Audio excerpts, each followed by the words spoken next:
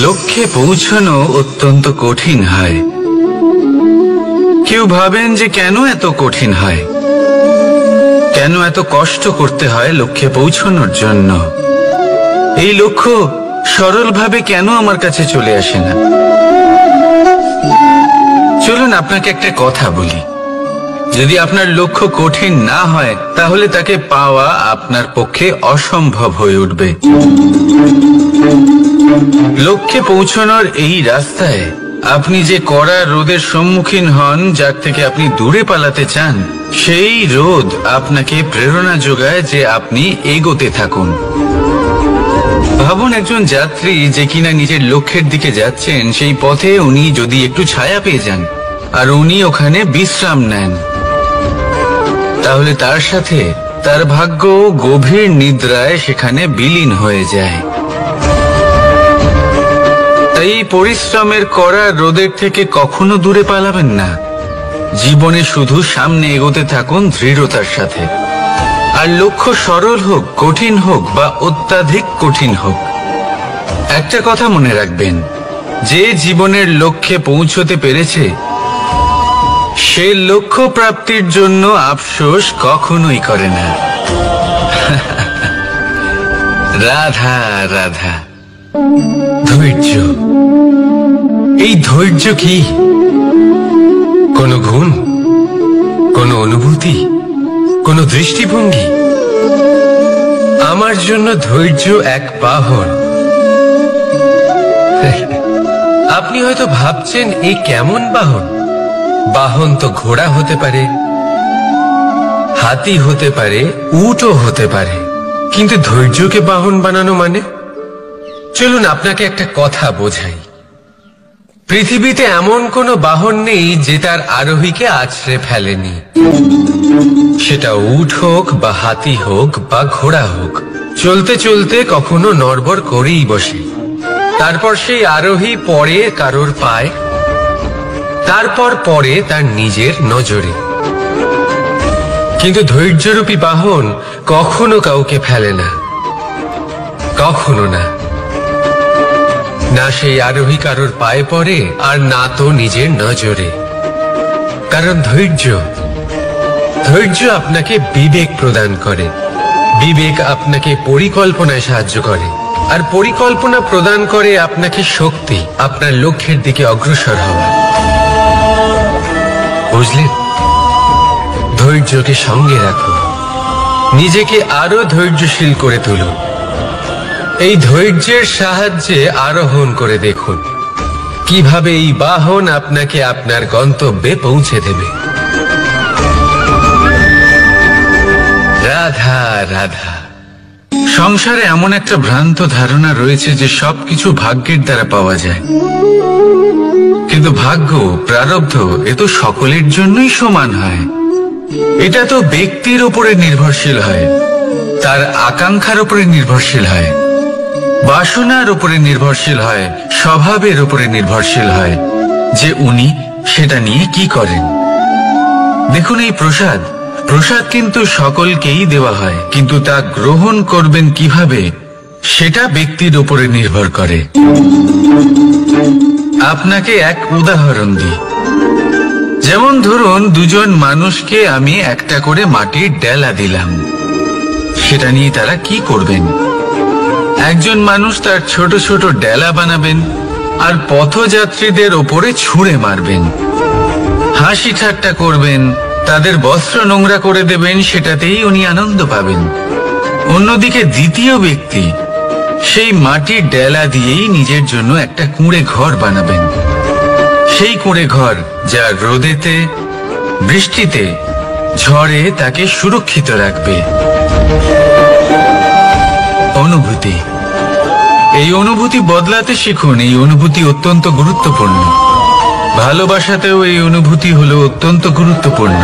ভালোবাসা সে বন্ধুর সাথে হোক, মা বাবার সাথে হোক, ভাই বোনের সাথে হোক, স্ত্রীর সাথে হোক, যে কারোর সাথে হোক, মনে রাখবেন এই হলো সেই অনুভূতি যা আপনার ভাগ্য নির্ধারণ করে থাকে। তাহলে আসুন আমার সাথে প্রেমের অনুভূতি নিয়ে বলুন, রাধা রাধা।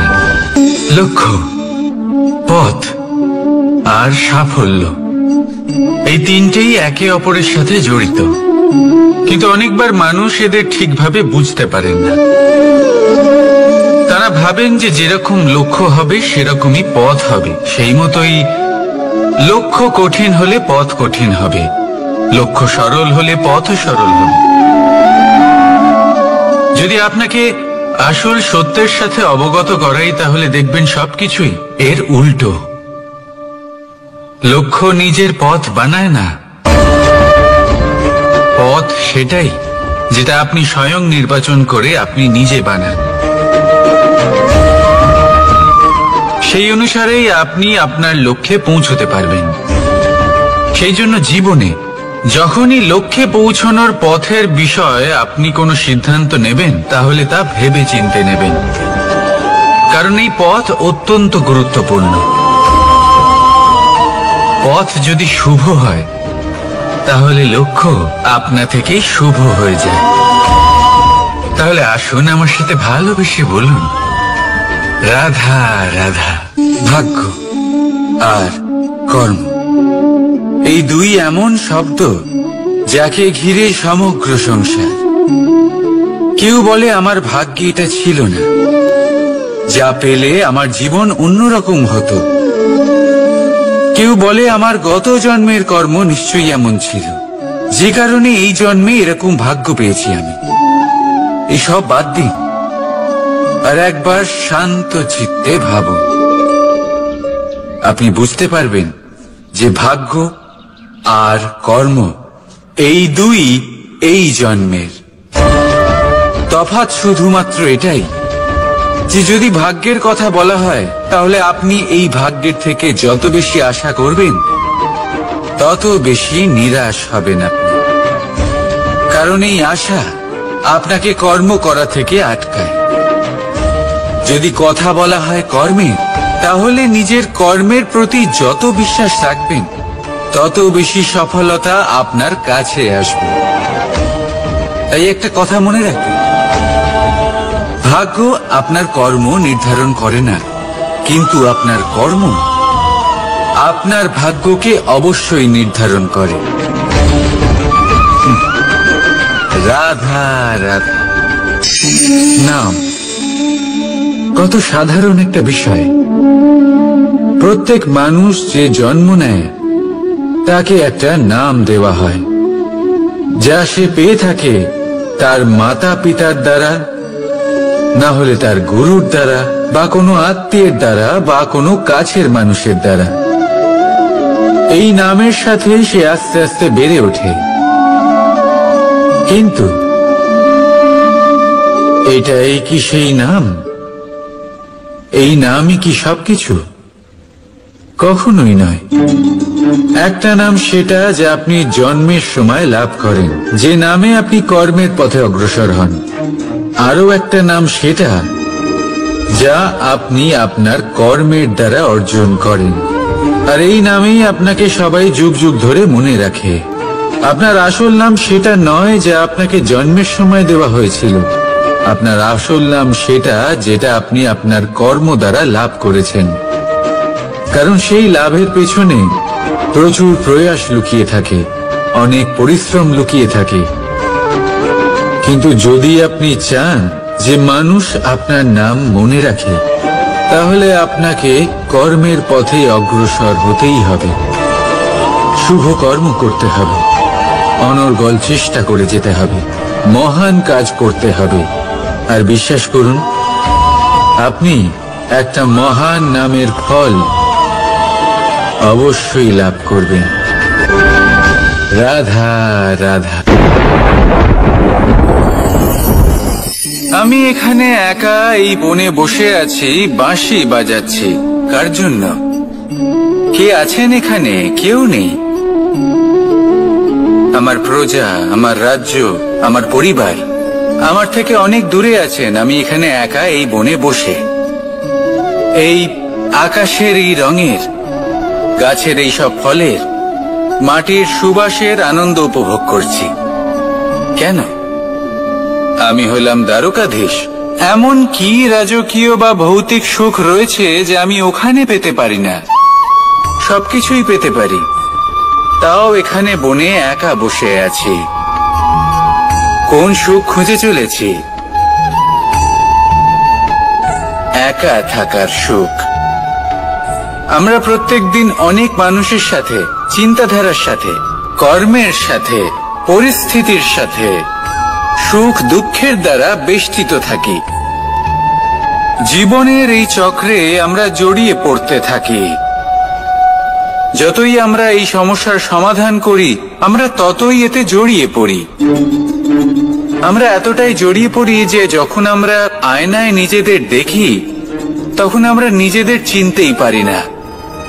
এমন মনে হয় যেন আমরা নিজেদের হারিয়ে ফেলেছি। সেই জন্য প্রত্যেক দিন আপনি কিছু সময় নিজের সাথে কাটান একান্তে। এটা অত্যন্ত আবশ্যক। নিজের অস্তিত্বের গভীরে গিয়ে দেখতে শিখুন, নিজেকে বুঝুন। অদ্ভুত শান্তির অনুভূতি হবে। যেমন এই বায়ু, এই বৃক্ষ, এই পুষ্প, এই নিসর্গ, এদের মতো আপনিও কখনো একলা হতে শিখুন। কখনো নিসর্গের একটা অংশ হয়ে দেখুন। এই মন প্রসন্ন হয়ে বলবে, রাধা। একবার একটা শেয়াল বনে বিচরণ করছিল। ও একটা ছোট্ট শাবক দেখতে পেল। ও ভাবলো, আজ একেই আমি খাবার হিসেবে গ্রহণ করব। আশেপাশে দেখলো, কেউ দেখছে না তো? কেউ ছিল না। আর সেই শাবকের ওপর আক্রমণ করলো, যা হলো একটা ঘোর অপরাধ। বনের নিয়ম অনুসারে আপনি কখনোই শাবকের ওপর আক্রমণ করতে পারেন না। তারপর এই খবরটা যখন রাজা সিংহ জানতে পারলেন, সভার আয়োজন করলেন। কিন্তু সেখানে শেয়াল বলল, আমি তো এরকম কিছু করিনি। কিন্তু যদি আপনি এরকম বলেন, কোনো প্রমাণ দিন, এর কোনো সাক্ষী আছে? তখন রাজা সিংহ পেঁচাকে ডেকে পাঠালেন, যে সেই মুহূর্তে বৃক্ষের শাখার ওপর বসেছিল। সে সব কিছু দেখেছিল। পেঁচা সব সত্যি কথা বলল, আর শেয়ালকে মৃত্যুদণ্ড দেয়া হলো। এবার এই কাহিনী আমি আপনাকে কেন শোনালাম? কারণ মানুষও কখনো কখনো এরকম কর্ম করেন যা শিয়াল করেছে। এটা ভাবেন, কেউ দেখছে না যখন, আমি অনুচিত কর্ম করতেই পারি। কিন্তু না, আপনি যাই করুন না কেন, কেউ না কেউ অবশ্যই তা দেখছে। কোনো ব্যক্তি না হলেও কোনো প্রাণী, না হলে কোনো যক্ষ বা দেব বা প্রেত। যদি এনারা কেউ না দেখেন, তাহলে ধরিত্রী মাতা দেখেন, যেখানে দাঁড়িয়ে আপনি সেই কর্ম করছেন, তাই না? তাই একটা কথা সবসময় মনে রাখবেন, কে দেখছেন কে দেখছেন না, সেই বিষয়ে ভাবা ছেড়ে দিন। এটা খুব সহজ কথা। আপনি যদি উচিত কর্ম করেন, উচিত ফল পাবেন। যদি অনুচিত কর্ম করেন, তাহলে আপনি অনুচিত ফল অবশ্যই পাবেন। সেই জন্য উচিত পথে চলতে থাকুন, উচিত কর্ম করতে থাকুন, আর আমার সাথে ভালোবেসে বলুন, রাধা রাধা। বাহ! পুষ্পের সুবাস আমার খুব ভালো লাগে। অত্যন্ত সুন্দর হয় এই পুষ্প। এইভাবে চারিদিকে পুষ্প দেখে মন আনন্দিত হয়ে ওঠে। এবার আপনারা ভেবে দেখুন, আমার চারিদিকে পুষ্প নয়, আগুন আছে। তাহলে কি হবে? আমার শরীর কি জ্বলে যাবে না? অবশ্যই জ্বলবে। শরীরকে কি আগুনের তাপ সহ্য করতে হবে না? অবশ্যই সহ্য করতে হবে। এটাই হলো প্রকৃতির নিয়ম। এই নিয়ম কিন্তু আমরা সবাই জানি, কিন্তু আমাদের মধ্যে বেশিরভাগ মানুষ এই বিভ্রান্তি নিয়ে বাঁচি যে এই যে প্রকৃতির নিয়ম, তা আমার ওপর প্রযোজ্য নয়। তা কিন্তু নয়। আমাদের চতুর্দিকে এই যে নিসর্গ রয়েছে, আমরা তার কতটা ক্ষতি করি সেটা একবার ভেবে দেখুন। আমরা বনাঞ্চল জ্বালিয়ে দিই, বায়ু দূষিত করি, জল দূষিত করি, প্রাণীদের হত্যা আমরা করি। কেন? এই নিসর্গ আমরা নষ্ট করি, যদিও আমরা জানি যে আমরাও হলাম এই নিসর্গেরই অংশ। এবার দেখুন, শরীরের কোনো অংশে যদি আগুন ধরান, আস্তে আস্তে সমস্ত শরীরও জ্বলে যাবে। সেইভাবেই নিসর্গ যদি নষ্ট হয়ে যায়, তাহলে মনুষ্য জাতিও নষ্ট হয়ে যাবে। তাই এই যে নিসর্গ আপনি দেখছেন, এই পুষ্প, এই বৃক্ষ, বায়ু, জল, এদের সকলকে রক্ষা করুন, নষ্ট নয়। মনে রাখবেন, যদি নিসর্গ থাকে মানুষ থাকবে, যদি নিসর্গ থাকে তাহলেই জীবন থাকবে। আসুন আমার সাথে ভালোবেসে বলুন, রাধা রাধা। কারই না পছন্দ বলুন তো? অত্যন্ত সুস্বাদু হয় এই মধু, মিষ্টি খেতে হয় এবং তা শক্তিও প্রদান করে, এবং প্রত্যেকটি মিষ্টি পদার্থের মতোই এতেও খুব তাড়াতাড়ি পিঁপড়ে ধরে যায়। অন্যদিকে যদি নুনকে দেখি, তাহলে বছরের পর বছর রাখলেও এতে পিঁপড়ে ধরে না। এবার যদি কথা বলি বন্ধুত্বের, তাহলে বন্ধুত্ব নুনের মতো হওয়া উচিত, মধুর মতো নয়। যারা সামনে এলে শুধুমাত্র মধুর মধুর কথা বলবে, পরে এতে পিঁপড়ে ধরে যাবে, এটা নুনের মতো হওয়া উচিত। প্রকৃত বন্ধু হলো সে যে সময় এলে পরে আপনার সামনে আপনার প্রকৃত সত্য তুলে ধরবে, তা সে যতই কঠিন হোক না কেন। আপনার দোষ, আপনার অপগুণ, আপনার খামতি আপনাকে বলতে পারবে, যাতে আপনি সেগুলো শুনে মেনে নিয়ে তারপর নিজেকে শুধরোতে পারেন। এটাই হলো প্রকৃত বন্ধুত্ব। কখনো নিজের জীবনের আশেপাশে মন দিয়ে দেখবেন, অনেক সময় এমন মানুষ থাকেন, অনেক বন্ধু থাকেন, যাদের দেখে আমাদের মনে হয় যে এনারা খুব কঠোর, এনাদের কথা খুব কটু। কিন্তু বেশিরভাগ এমন মানুষের মনটা যদি বুঝতে পারেন, তাহলে দেখবেন তাতে কোনো মালিন্য নেই, এনাদের মন অত্যন্ত পবিত্র হয়। যদি আপনার জীবনেও এমন কোনো ব্যক্তি থেকে থাকে, এমন বন্ধু থাকে, তাহলে তাদের আগলে রাখুন আর আমার সাথে ভালোবেসে বলুন, রাধা রাধা। যতক্ষণ আমরা এই সংসারে জীবিত, ততক্ষণ আমাদের সাথে সবকিছু থাকে, আমাদের ধন, সুখ স্বাচ্ছন্দ্য, আমাদের মিত্রগণ, আমাদের পরিবার, এই সমাজ, এই সবকিছু আমাদের সাথে থাকে। যেদিন আমরা এই সংসারকে ত্যাগ করব, এদের মধ্যে কেউ আমাদের সাথে যাবে না, না ধন, না স্বাচ্ছন্দ্য, না সম্পত্তি। এই সকল মানুষ, এই সমাজ, এরা শুধুমাত্রই শ্মশান পর্যন্ত আমাদের সাথে থাকতে পারবেন। তারপরে যদি আমাদের সাথে কিছু যেতে পারে, তাহলে তা শুধুই আমাদের ধর্ম। আর এই সংসারে আমরা নিজেদের যে সুনাম রেখে যাই, সেটা সম্ভব শুধুমাত্র কর্মের দ্বারা। সেই জন্য সংসারে যতদিন পর্যন্ত জীবিত আছেন, যদি কিছু অর্জন করতে চান, তাহলে ধর্ম অর্জন করুন, ধর্মের বিষয়ে স্পষ্টতা অর্জন করুন এবং কর্ম অর্জন করুন। এটাই হবে আপনার অতীত এবং এটাই হবে আপনার ভবিষ্যৎ, এবং এটাই সকলকে প্রেরণা প্রদান করবে। আসুন আমার সাথে ভালোবেসে বলুন, রাধা রাধা। যখনই কোনো যাত্রায় যাব বলে মনে করি, তখনই আমরা প্রস্তুত থাকি আসন্ন বিপদের জন্য বা সংকটের জন্য। যেমন যদি আমাদের মনে হয় যে আজকের পরিবেশ খুব ঠান্ডা হবে, তাহলে আমরা গরম বস্ত্র ধারণ করি বা সেটাকে সাথে নিয়ে যাই।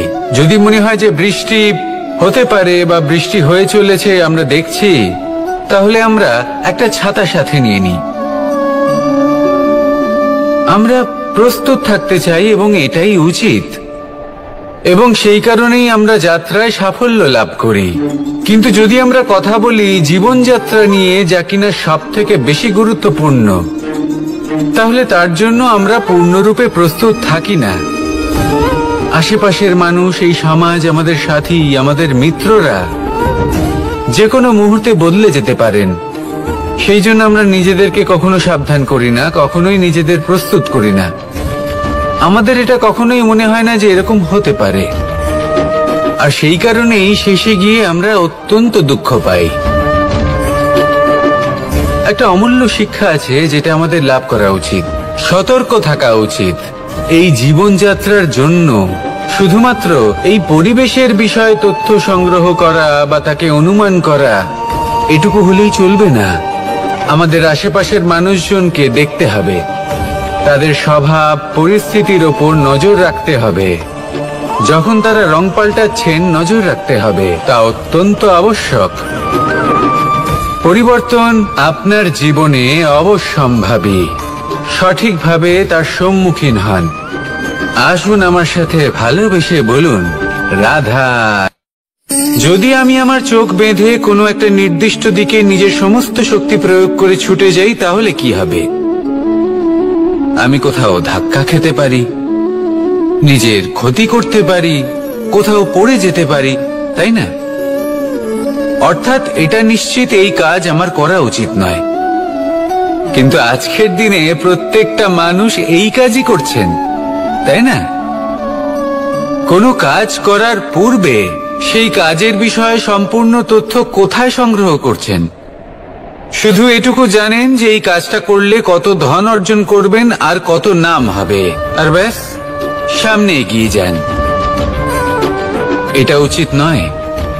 পূর্ণরূপে যে কোনো কাজ করার আগেই সেই কাজের বিশ্লেষণ করে নেওয়া উচিত, তা বুঝে নেওয়া উচিত, এবং সেই বিষয়ে অবশ্যই খেয়াল রাখা উচিত যে আপনার শরীর এবং আপনার মন এই কাজ করার জন্য কি প্রস্তুত রয়েছে। যদি তা না হয় তাহলে প্রথমে নিজেকে শুধরে নিন, তারপরে সেই কাজ করুন। যদি এইভাবে জীবনে সামনে এগোন তাহলে সাফল্যের সম্ভাবনা জীবনে অনেক বেশি বেড়ে যাবে। তাহলে এটাই করুন আর আমার সাথে ভালোবেসে বলুন, রাধা রাধা। মাকড়সারা ভীষণ পরিশ্রম করে এটা তৈরি করে, নিজের শরীরের রস দিয়ে এই জাল বনে। আপনি কি এটার উদ্দেশ্য জানেন? আসলে মাকড়সা এই জালে ছোট কীটপতঙ্গ ধরে তাদেরকে খাদ্যরূপে গ্রহণ করে। কিন্তু আপনি কি এই কথা জানেন যে একদিন মাকড়সা নিজেই নিজের জালে জড়িয়ে মৃত্যুবরণ করে থাকে? বলুন, কি করেন আপনি এই জাল দেখতে পেলে? দেখতে পেলেই মুছে ফেলেন এর অস্তিত্ব, তাই না? তেমনি অন্যদিকে পাখির বাসা, পাখিরাও ভীষণ পরিশ্রম করে এটা তৈরি করে। কিন্তু যদি পাখি একদিন এটা ছেড়ে চলে যায় তাহলেও লোকে এটা নষ্ট করে দেয় না। কারণটা কি? এর কারণ হলো এর নির্মাণ জীবন সঞ্চারের জন্য করা হয়েছিল, নষ্ট করার জন্য নয়। তাই মনে রাখবেন, জীবনে আপনার পরিশ্রম যতই বেশি হোক না কেন, যদি আপনার লক্ষ্য শুভ না হয় তাহলে আপনারও বিনাশ নিশ্চিত। তাই সৃজন করতেই থাকুন আর মুগ্ধ হয়ে বলুন, রাধা রাধা।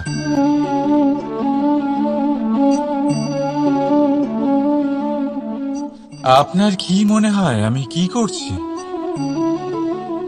আপনি বলবেন আমি প্রদীপ জ্বালাচ্ছি। সঠিক, কিন্তু প্রশ্ন হচ্ছে যে আমি কি আপনাকে বলেছি যে একে প্রদীপ বলা হয়? না। এই প্রদীপ কি নিজেই নিজের পরিচয় আপনাকে দিয়েছে? না।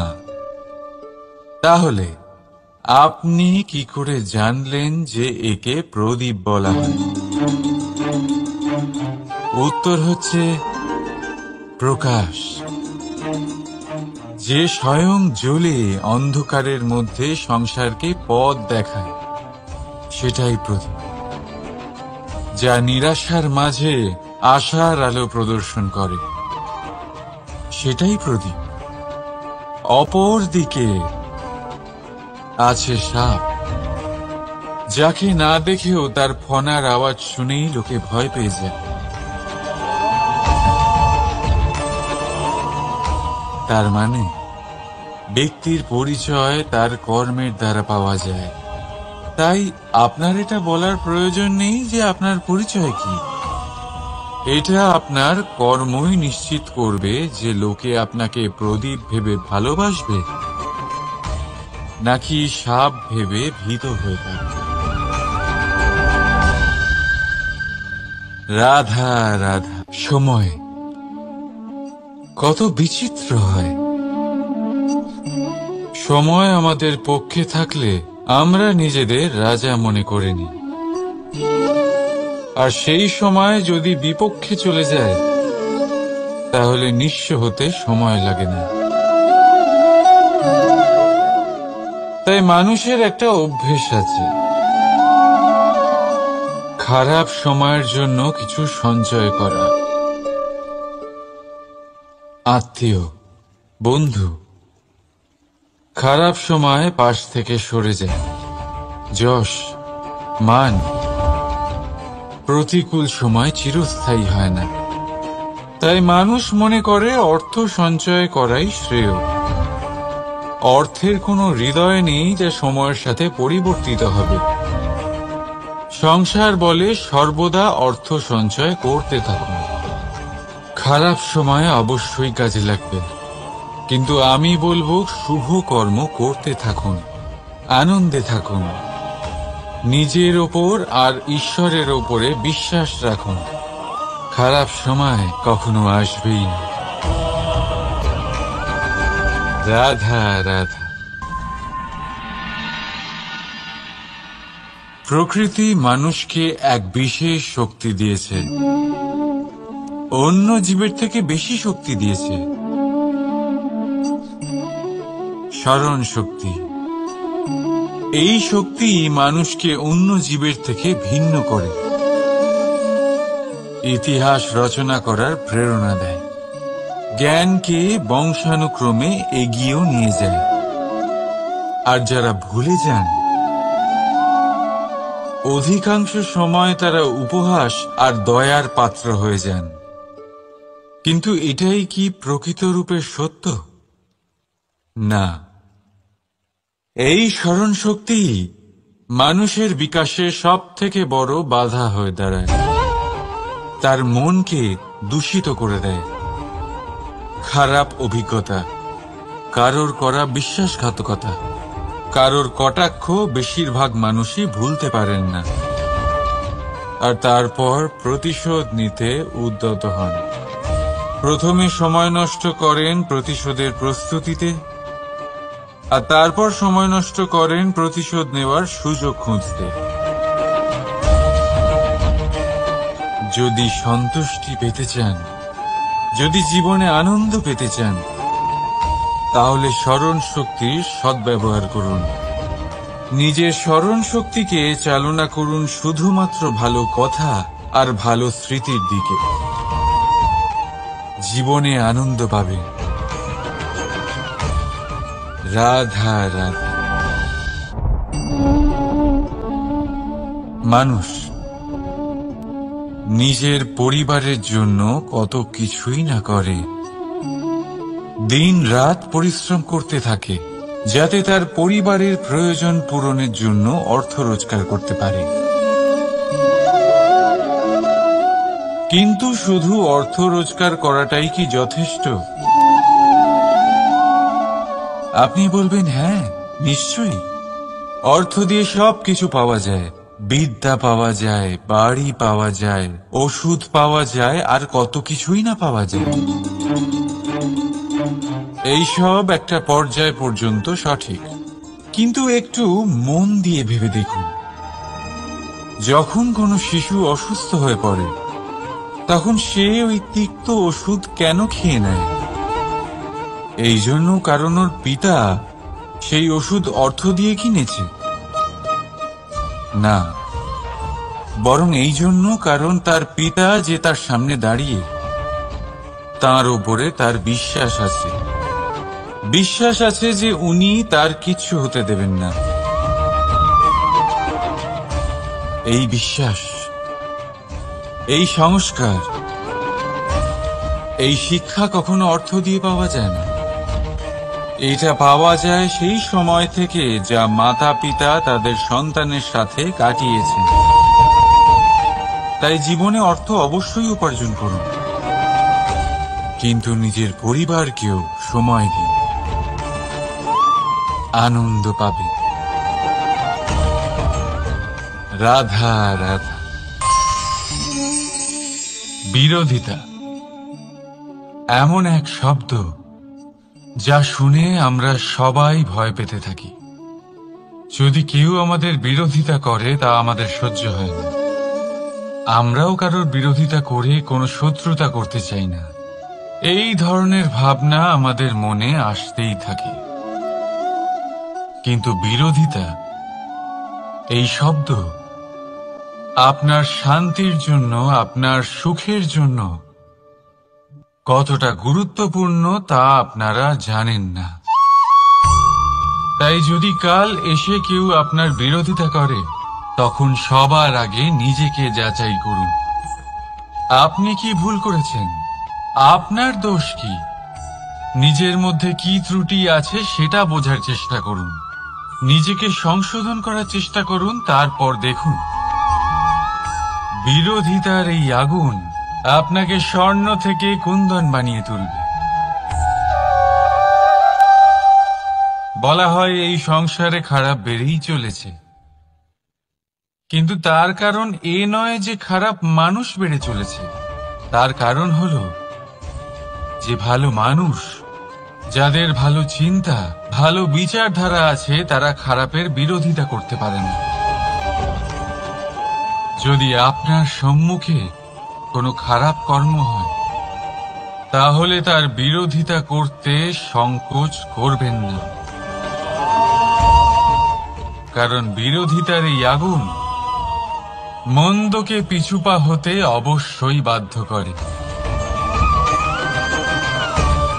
রাধা রাধা।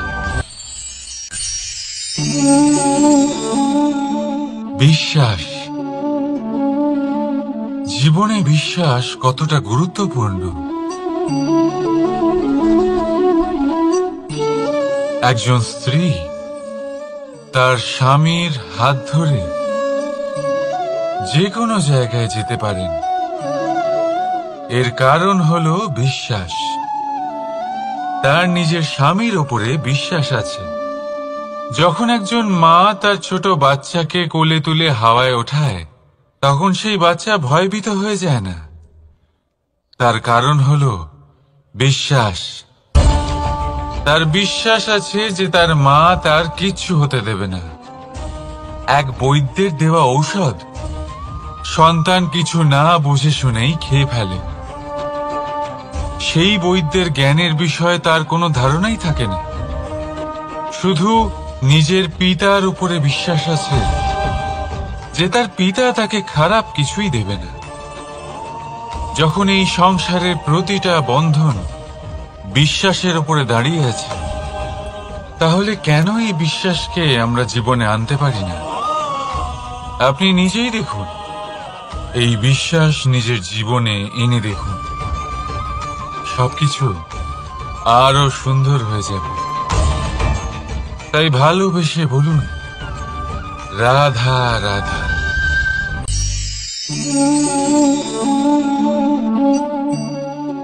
অহংকার, এই শব্দটা সবাই শুনেছেন। বহু মানুষকে আপনি এটা বলতে শুনেছেন যে ওই ব্যক্তির অহংকার আছে, ওই মানুষটির ক্ষমতার অহংকার আছে, ওই ব্যক্তির নিজের রূপ নিয়ে অহংকার আছে, ওই ব্যক্তির নিজের অর্থের অহংকার আছে, ইত্যাদি ইত্যাদি। কিন্তু এই অহংকার, এর অস্তিত্ব হয় কি করে?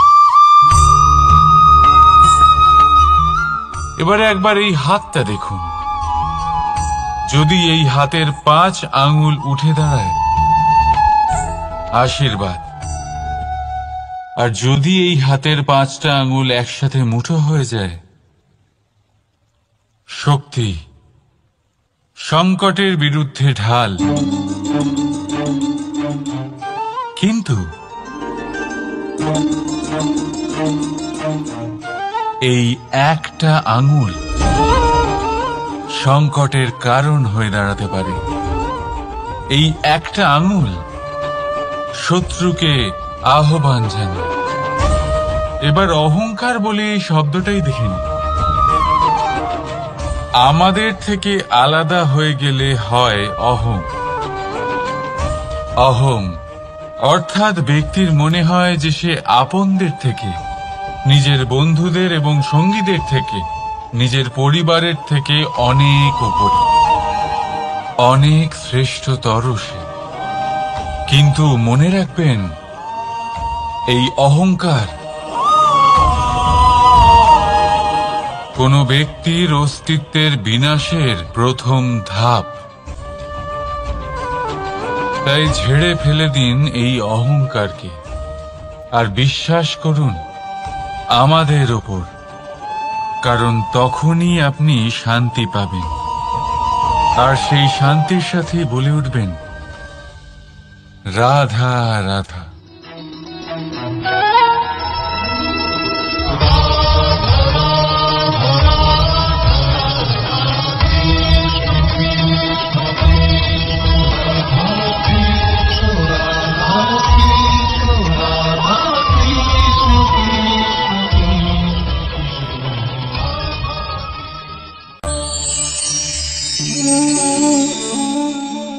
সাফল্য।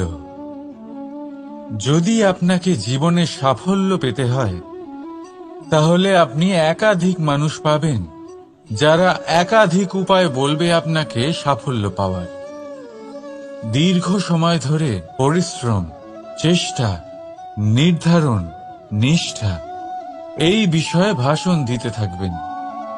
একাধিক রকমের উদাহরণ আপনার সামনে তুলে ধরবেন। কিন্তু আমার এটা মনে হয়, আমরা কেন সেই বিষয়ে কথা বলি না যা মানুষকে অসফল করে তোলে?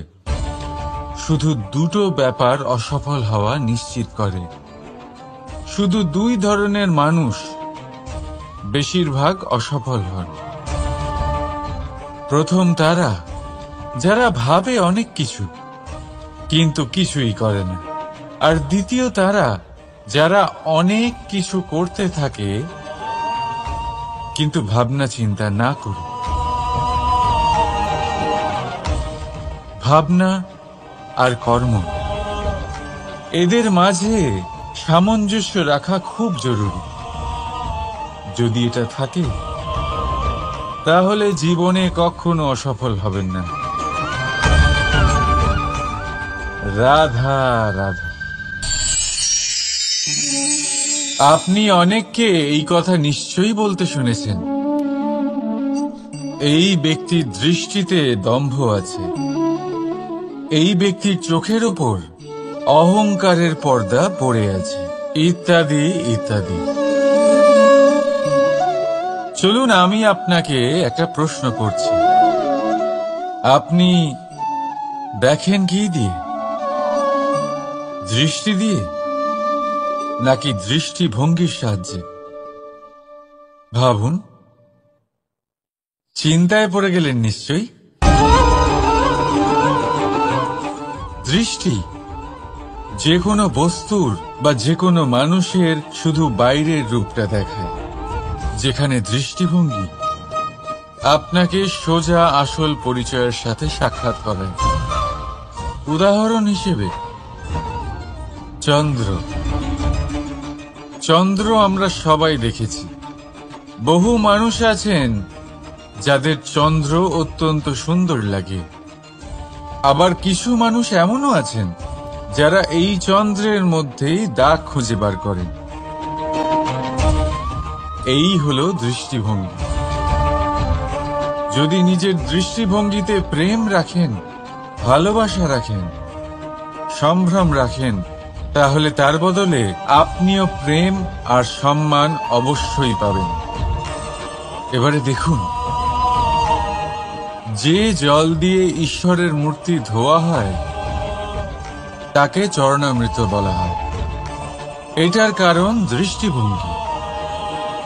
এখন আপনি পাথরকে ভগবান ভেবে পুজো করবেন, নাকি ভগবানকে পাথর ভেবে পরিত্যাগ করবেন? সিদ্ধান্ত আপনার, কিন্তু এই সিদ্ধান্ত নির্ভর করে আপনার দৃষ্টিভঙ্গির ওপর। তাই নিজের দৃষ্টিভঙ্গি শুভ রাখুন, নিজের দৃষ্টিভঙ্গিতে ভালোবাসা রাখুন, আর আনন্দে বলুন রাধা রাধা।